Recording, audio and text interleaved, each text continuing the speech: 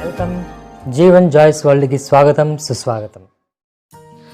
Dear students, in previous class we discussed about am.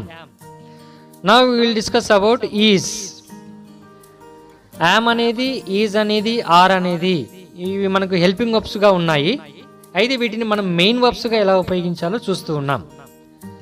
Last వీడియోలో మనం yam గురించి తెలుసుకున్నాము, ఎగ్జాంపుల్స్ కూడా రాసుకున్నాము, నేర్చుకున్నాము. ఇప్పుడు మనము ఈజ్ గురించి చూద్దాం. అసలు ఈజ్ అనేది ఏ ప్రొనౌన్కు మనం ఉపయోగించాలి అనేది మనం చూస్తే గమనించండి. ఇక్కడ మీకు స్క్రీన్ పైన కనపడుతూ ఉంది. ముందుగా ఐ అనే ప్రొనౌన్కి మనం యామ్ అనేది ఉపయోగిస్తూ వచ్చినాం. సరే, ఇప్పుడు ఈజ్ అనేది ఏ ప్రొనౌన్స్కి ఉపయోగించాలి చూడండి. ఇక్కడ హీ ఉంది, షీ ఉంది, it, name, third person singular, వీటికి మాత్రమే మనము ఈజ్ అనేది ఉపయోగించాలి. తర్వాత ఆర్ అనేది ఉంది, ఆర్ అనేది ఓన్లీ ప్లూరల్కి మాత్రమే మనం ఉపయోగించాలి, బహువచనానికి మాత్రమే మనం ఉపయోగించాలి. వి, యు, దే, నేమ్స్, వీటికి మాత్రమే మనము ఆర్ అనేది ఉపయోగించాలి.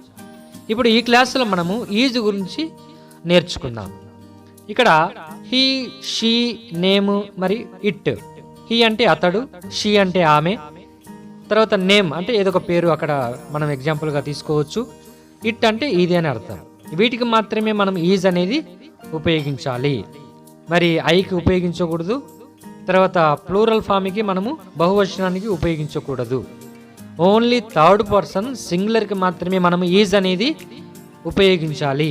ఇది బాగా అర్థం చేసుకోవాలి. మనము ఏ ప్రొనౌన్కు ఏది ఉపయోగించాలనేది మనం తెలుసుకుని ఉండాలి. ఇక్కడ కొన్ని ఎగ్జాంపుల్స్ ఉన్నాయి, అవి మనం చూద్దాము.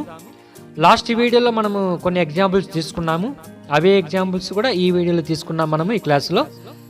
మరి ఇక్కడ హీ ఈజ్ అనేది ఒకటి మనం యాడ్ చేశాము, మిగతావన్నీ కూడా ఒకే విధంగా సేమ్గా ఉంటాయి. అక్కడ he is here, he is there, he is outside, అవే ఎగ్జాంపుల్సే. అయితే ఇక్కడ మనము హీ ఈజ్ అనేది యాడ్ చేస్తూ వచ్చినాం. ఈ ఎగ్జాంపుల్స్ అన్ని కూడా ఒకసారి గమనించండి, రాసుకోండి, ప్రాక్టీస్ చేయండి, బాగా నేర్చుకోండి, బాగా మాట్లాడండి.